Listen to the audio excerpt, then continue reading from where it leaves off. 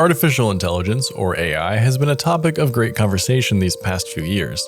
This emerging technology offers some really fascinating ways for people to save time on tasks that they don't want to do, but has also sparked concerns about power consumption and training the models on people's content without permission, and taking creativity out of the hands of creative people. But in this video, I'm not going to be talking about the upsides or the concerns. Instead, I'm going to be talking about magic, because I used AI to create a Magic the Gathering set, sort of, and I'm going to be sharing some of it with you today. I'm probably never going to print or playtest this set. This was just an exercise to see what ChatGPT would pull from and how balanced it could design a whole bunch of Magic cards. Hey everyone, welcome to Masonzero MTG. This one's going to be a bit of a long one, but hopefully you find it interesting. So be sure to like the video if you liked it and subscribe if you have not subscribed already. And now let's get into it. So here's how I went about creating these cards. Basically, I used ChatGPT and just asked it a pretty simple question. I made them using version 3.5 of ChatGPT, which is not the most recent version. I did generate these quite a while ago and over a fairly long period of time. To generate the designs, I usually gave ChatGPT a pretty simple and open-ended prompt with a few important specifics if I felt like guiding it in a certain direction, which I definitely had to do. For example, my prompt might be, create a new Magic the Gathering card. It should be common, it should be white. And then I would be a little more specific if I was looking for a slot to fill. For example, I might add, it should have an ability that can tap another creature, and then that would create Peacekeeper Paladin here. So then when copying these cards into Magic Set Editor from the ChatGPT result, I made sure to copy over as much information as possible. This includes name, mana cost, rules text, and flavor text. Sometimes I had to adjust the wording to be the correct syntax, but overall the results were pretty accurate and worked within Magic's rules. There were a few times where it generated names that already existed on Magic cards, so in these cases I asked it to generate new names, and I chose my favorite from among them. When I felt that the card was unbalanced or that the rarity didn't match the effect, I would ask ChatGPT to reconsider, and ask it to either redesign the card to fit the rarity, or to justify its decisions. So the design of these cards was a mixture of manual input and ChatGPT results. Now for the art, I purposely did not want it to be good. I wanted it to be clear that it was AI and not be realistic enough to be convincing. So for the card art, I ended up using a website called Crayon. This gave some weird, sort of impressionist art of varying quality, although some of it is kind of cool looking. Either way, it looks generally bad while still evoking the overall look I wanted, and that is perfect. Enjoy the extra hands. Oh my God! So let's take a look at a handful of my favorite cards and take a look at the prompts that inspired them. If you want to see the full set, I'm going to put a link in the description of this video. Just note that it isn't balanced in any way in terms of effects, curve, rarity distribution, color distribution, or any of that. It's just a collection of cards that kind of vaguely mechanically work together, and it was more just an experiment rather than intending to make a playable set. Cloud Guardian. For this card, I asked for a white common creature that has flying and one additional ability. The ability it gave is that when it attacks, it taps a creature and it doesn't untap during the next untap step. As a 3-mana 1/1, I do think this card is reasonably powerful and limited, but not broken. Territorial Hammerskull comes to mind as a comparison, and I think the stats are balanced reasonably well to make this a pretty well-designed card. However, my only criticism would be that the not untapping during the next untap step is usually in blue, not in white, so that's a bit of a red flag here. Fervent Initiate. I like this card for the initiative that ChatGPT took. I asked it to make an aggressive white 1-mana creature. I didn't specify rarity, but it did make it a common, and gave it an ability to pay 1 mana when it attacks in order to give it +1/+1. Not a bad design for a 1-mana common, although maybe not quite as aggressive as I figured it would be, but it's fine. High Priestess Ophelia. My favorite thing about some of these AI cards was that the characters that it created in flavor text. High Priestess Ophelia was quoted on a different card, Divine Effigy, so who was I to deny her existence? For her card, I simply asked ChatGPT to make a white legendary creature with this name, just to see what it did, presuming that High Priestess Ophelia was going to invoke some sort of cleric or holy, sort of thing. It ended up creating a 5-mana 3/3 cleric with 2 different abilities. The first is that whenever a creature you control dies, you can pay 1 white mana to gain a life and get a 1/1 spirit token. Then for 5 mana, you can return a creature card from your graveyard to the battlefield. I think these abilities are reasonable on a 5-drop. They're relatively flavorful for what the character evokes, and I think the design overall is pretty playable and cool. Sanctified Shield. For this card, I asked for a common protection spell that comes with certain conditions. So for 2 mana, you can grant a creature protection from a color. But if that creature attacked this turn, it gains protection from all colors instead. This is an interesting buff for when your opponent casts a removal spell after you've declared attackers, and I kind of like that it evokes feelings of the Foundation set where they made Raid a whole mechanic, and this is actually generated before that set even came out, so that's pretty cool. Counter Spell Insight. The name of this card is pretty lame and pretty on the nose, but the effect is fine. I asked for a counterspell that has a unique effect. In this case, it's a cancel variant that lets you scry 2 if you countered a creature spell. Fun, simple, fine for limited. Ethereal Conjurer. I had noticed a trend of some exile mechanics in the cards that ChatGPT was designing for me, so I asked for a blue card that could be cast from exile, and I let it do the rest. It designed me a 4 mana 3/2 that can be cast from exile. But how does it get there, you ask? Well, at the beginning of your upkeep, if it's in your graveyard, you can exile it in order to scry 2. And when it enters, you draw and discard a card. This isn't a game-breaking card, but it's a pretty cool way to grind out some value. It did make this card a rare, as I think it should be. Mind Scout's Insight. For this card, I asked it to design a blue common that looks at the top cards of your library. It created a 1 mana instant that lets you draw 2 cards, then put a card from your hand on top of your library. So basically a mini, and perhaps more fair, brainstorm. I do like that, but what I like more is the flavor text, which is attributed to Jace Beleren. Let's see, I think I left that idea somewhere in the depths of my mind palace. Which is just so perfect for Jace, but also weirdly whimsical and so stupid. Soaring Insight. There's some weird creature type stuff going on in some of these cards. For this card, I asked it to create a common blue spell that grants flying, as well as an additional effect. So it gave me a 3 mana instant that grants flying, which is a lot of mana for that, but if you control a wizard, you also draw a card. This one is definitely overcosted and very specific, and maybe it'd be better at 2 mana. The wizard line is just kind of funny to me though. Necrotic Reclaimer. Sticking with the theme of exile, Necrotic Reclaimer gets a +1/+1 counter whenever you exile a card from your own hand or graveyard. Then on your upkeep, you can cast a card exiled with it. Interesting way to replay cards from exile, although it edges on being a little too interactive with that zone. I also don't really think that the abilities work together as written, and maybe the second ability would just need to apply to all exiled cards you own instead of cards just exiled with Necrotic Reclaimer, or perhaps when you exile cards with it on the battlefield, they get exiled with it or something else specific. There's something missing here, but I think you get the intention. Nightshade Imp. For this card, I asked for a 1 mana black creature with an ability. It gave me a 1 mana 1/1 with the ability to pay 1 black mana to destroy a creature with toughness 2 or less. Not terribly strong, not terribly weak, but reasonably useful. I think maybe even that ability could cost 2 or 3 mana and still be fine. Soul Harvester. I asked for this black card to be good against tokens, and ChatGPT generated me a 4 mana 3/3 with a pretty unique effect. Whenever a token creature enters, the Soul Harvester gets +1/+1 until end of turn, and if that creature has power 2 or less, destroy it. This is major token hate, but it doesn't completely turn off your own token strategy. It's cool and not too complicated. Also legally distinct from Harvester of Souls, don't forget. Fiery Dilemma. For this card, I asked for a common red sorcery that gives 2 options, and it went super red with it, adding an element of randomness. You can either choose to deal 3 damage to a creature or player, or you can take a risk and flip a coin. If you win, it deals 5 damage to the target, but if you lose, it deals 2 damage to you instead. Silly card, very red, I do kinda love it though. However, I don't think it should be a common, it should be at least an uncommon. The modal spell plus the upgraded lightning strike basically, yeah, should definitely be an uncommon. Flame of Fortune. For this card, I asked ChatGPT to design a red card that creates treasure tokens and has an ability based on treasures. It gave me a 4 mana enchantment with the ability to create a treasure whenever you cast a spell. I could definitely see this being pretty dangerous, especially in something like Storm, but I think at 4 mana it's okay at least for a limited environment.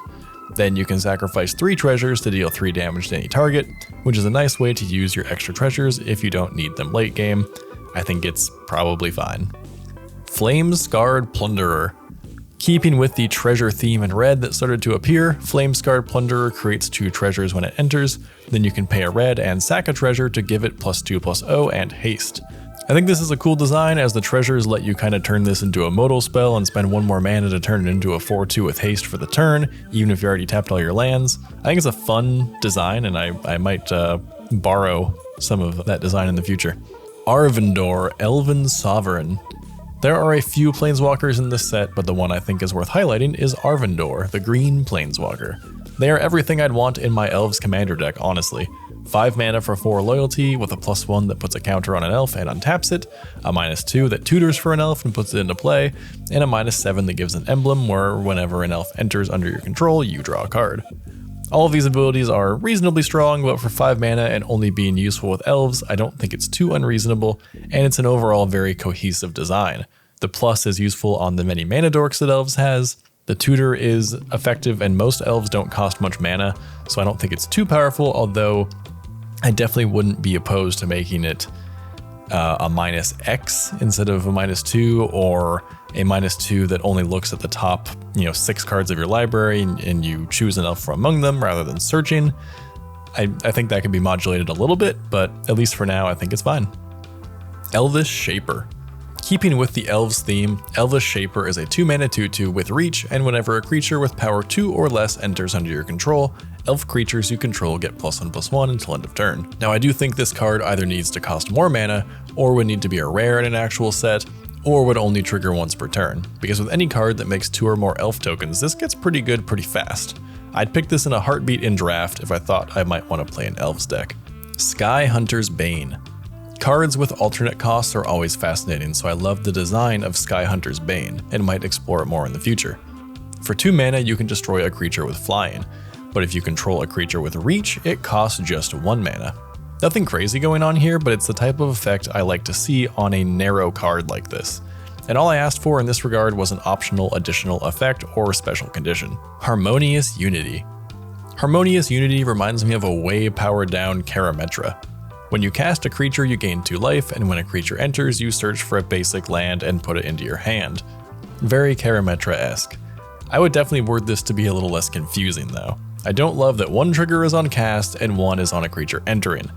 I also feel like if this were actually printed, it would say non-token creature, or it would trigger only once per turn or something like that. But for a 4 mana enchantment, I don't think the intent here is too strong, and this is a good start. Izzet Blaze. Another example of a card that gains an ability based on you having a keyword. This appropriately named blue-red card is basically a worse lightning strike that is a sorcery, but can be played as an instant if you have a creature with flying. Definitely a very weak card as it is now, but I think the design space has some potential. What's funny is that I actually asked for this card to be an instant, and while it's not an instant, it did kind of miss the prompt a bit on this one. And of course, the name is very funny. What's an Izzet Blaze? Luminous Aegis. Luminous Aegis is a blue-white enchantment with a weird mechanic that sort of feels like rebound and buyback put into one. When you cast an instant or sorcery, you exile it after it resolves, and then on your end step, if you have 3 or more cards exiled this way, you put them back in your hand. This is objectively weaker than a card like Cast Through Time that give your spells rebound, since you do have to spend the mana to cast the spell again, plus it's delayed. But I think over the course of a game, this has the potential to make a weird blue-white spells deck have a lot of resilience. Pretty interesting design considering all I asked for was a blue-white build-around card. That said, other than just making a spells deck, I don't really see how this is a build-around. Primal Ignition. For this red-green card, I asked for an uncommon build-around. I don't really think this is a build-around, much like the last one that wasn't really a build-around, but I do like the design regardless. It reminds me of something like Druidic Satchel, but in enchantment form. It does something different depending on what the top card of your library is, although what's funny is that you need to already have a creature in play, or you need to have a land in your hand, or your opponent needs to have a creature in play. So if you have nothing, it does nothing, which is honestly pretty funny. And of course you show the card you're about to draw to your opponents every turn, so probably not the best card, but pretty goofy. Shadowed Relic. Shadowed Relic absolutely oozes blue and black, and all I asked for was a blue-black uncommon artifact. It costs 3 mana, and when it enters, target opponent discards a card. Good start. You can also pay 1 mana to exile the top card of your library face down, then pay 3 and tap it to get one of those cards at random and be able to play it until end of turn. I'm not entirely sure if this is worded properly since the exiled card would have to be revealed, so if you don't play it, I guess it stays exiled face up. Or do you turn it back down? I really don't know. Let me know in the comments if this card works or if it needs more or different clarifying text. I do think that the best way to think of this in terms of playing it is essentially that it's 4 mana per turn to draw a card, which is probably bad, but in an environment that cares about cards being cast from exile, it does gain some value. Grimoire of Enchantment. Grimoire of Enchantment is the only pure artifact card that I felt was worth talking about in this video. This 4 mana artifact lets you tap it and pay 1 life and put a charge counter on it. Then you can cast an instant or sorcery with mana value less than or equal to the number of charge counters for free. So it's sort of an alternate form of Aether Vial or As Foretold, but just for instants and sorceries. I couldn't find the prompt that I used, but I imagine I just asked for an artifact that liked instants and sorceries and I wanted it to be rare. Nexus of Power. Nexus of Power is another card name I'm surprised hasn't been used yet, to be honest. But it's a colorless land that has way too much text on it, and I wanted to highlight it because it's just so weird and funny and stupid. It enters tapped, taps for colorless mana. You can pay 4 and tap to exile the top card of your library, pay 2 and tap to exile a card from your hand, and then pay X and tap to put all the exiled cards into your hand, discard X cards, and then add X mana of any one color. Whew, what a mouthful. I think the core concept here is fine, but it doesn't need all those abilities. I do like the idea of color fixing by paying X and discarding X cards to get mana of a specific color, but those other abilities are just too slow. It's basically safe haven, but even more complicated. What I do like is that it knew that exiling cards from your library should cost more than cards from your hand, since that's a bigger resource and you're always going to have cards there. And to be fair, I did ask ChatGPT for a land with an ability that's never been seen before, and you know what? I've never seen anything like this.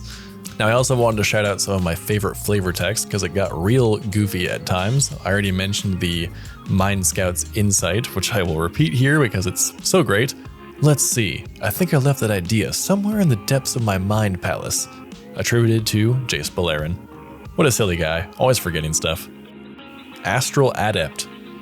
Through meticulous study of the astral plane, the Adept has learned to manipulate the flow of magic, harnessing the hidden potential of exiled spells. Yeah, it starts off sounding alright, then just kind of turns into actual magic terminology. Deathshade Assassin. I don't kill for pleasure, I kill for profit. Honestly, I would be more concerned if you killed for pleasure. I'm okay that you kill for profit. Umbral Prowler. In the realm of darkness, it strikes unseen, slipping past defenses with insidious grace. This flavor text makes this creature sound so cool, and then you read the card and it's just a 2/2 with menace. Frenzied Inspiration. In chaos lies power, and in power lies victory. Keldon Battlecry. The quote is totally fine, it's just the fact that this is supposed to be a battle cry that's so funny, because it'd be such an awkward thing to shout aggressively as you run into battle. Way too many words. Inferno's Fury. The rage of a dragon can scorch an army to ashes. The fury of a mortal wielding that same power can be even more devastating. Attributed to Brash Taunter Dwarven Berserker. I don't mind the actual quote on this one, but again, the attribution of the quote just makes me laugh. Brash Taunter is a non-legendary creature printed in M21, though it's not a dwarf or a berserker, which is another card entirely, by the way. Dwarven Berserker is also a card. I do love the idea of a Dwarven Berserker that was named Brash Taunter, though. Dual Cast. Why cast one spell when you can cast 2? Yeah, man, I guess. 2 spells is nice. Also, dual cast, not to be confused with dual caster mage or dual casting, copies a spell, so this flavor text does make sense despite being a bit on the nose, but it's just so damn stupid. Well, that's all that I think is worth saying about this set, if you can call it that. Most of the other cards weren't super interesting, so I didn't want to talk about them in this video, but overall I was pretty impressed with the results. I'm sure that this was pulling from existing cards, custom cards, and maybe some discussion forums. The fact that I had to ask for new names on some of the cards when I asked for a new magic card entirely shows that it was pulling from existing content, obviously. But I genuinely expected a lot more nonsense cards and cards that didn't do anything. But clearly AI has come a long way since the old days of Robo Rosewater, whose hilarious neural network card designs used to make me laugh uncontrollably. There were a few overcomplicated results in this set, but overall the cards were clean and understandable, and honestly, that was pretty cool.